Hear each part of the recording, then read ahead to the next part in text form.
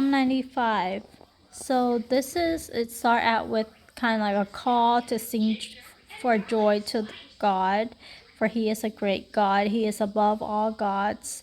And then he created the earth basically. It's interesting that in verse 5 it actually said that his hands formed the dry land. We know from Genesis 1 from God's account, not from people's account. And this is an account like of people worshiping God, but from God's account, he spoke the world into existence and he formed man. So I'm not sure, like which part, like if this is accurate, if God actually did both, like he spoke and he formed, or he only spoke and it happened. And I felt like the way that I understood is he has so much power. Like even now, when we like tell Alexa or Google to do things, like things get done, and that's through speech. So maybe he have kind of like a system like that working already, like where it's like respond to his speech.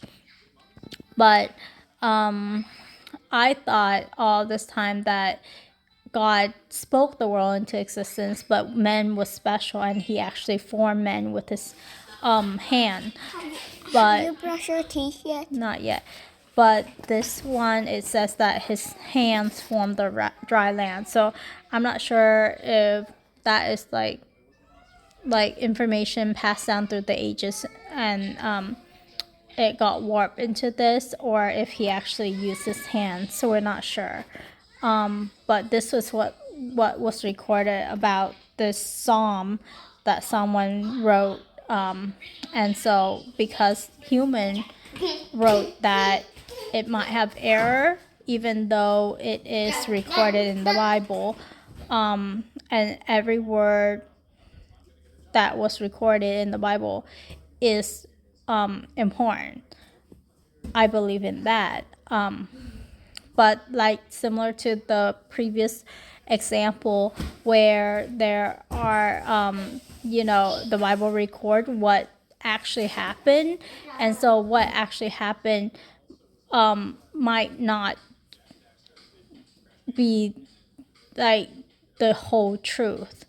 Like humans' views are limited, human word can be wrong. And so just because the Bible recorded doesn't necessarily mean that it's God approved, like God's truth. It's just a recording of a perspective of something happening. When it's record God's perspective, that is certainly true.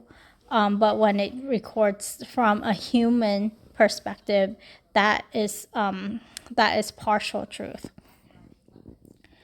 I don't know if that makes sense. There was another one that I talk about when David, like someone killed, like when Saul was killed, and the Bible records Saul falling on his own sword, but then another person came to David and said that he killed Saul, and then David had that guy executed. That was an example of something that person said that is in contradiction with what the Bible recorded, and we need to go with what the Bible recorded, because it might be that person, the recording of that event, didn't say that person lied, but that person actually lied to David. So we don't know the full story, but we know in what, I hope that makes sense.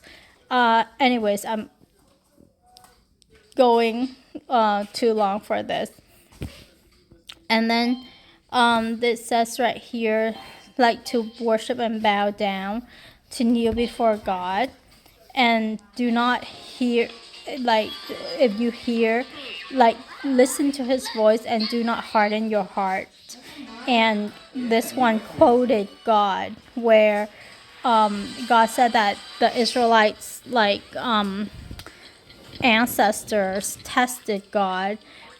They saw God's work, and yet they did not know his way. They did not, like, they tested God. They did not believe in him. They were hardened in their heart. And actually God said that these are the people who err in their heart. And this is for sure. This one was recorded in Deuteronomy. And so this one is like correct. And it's in quote too. So this is actually what God said. And it was passed down.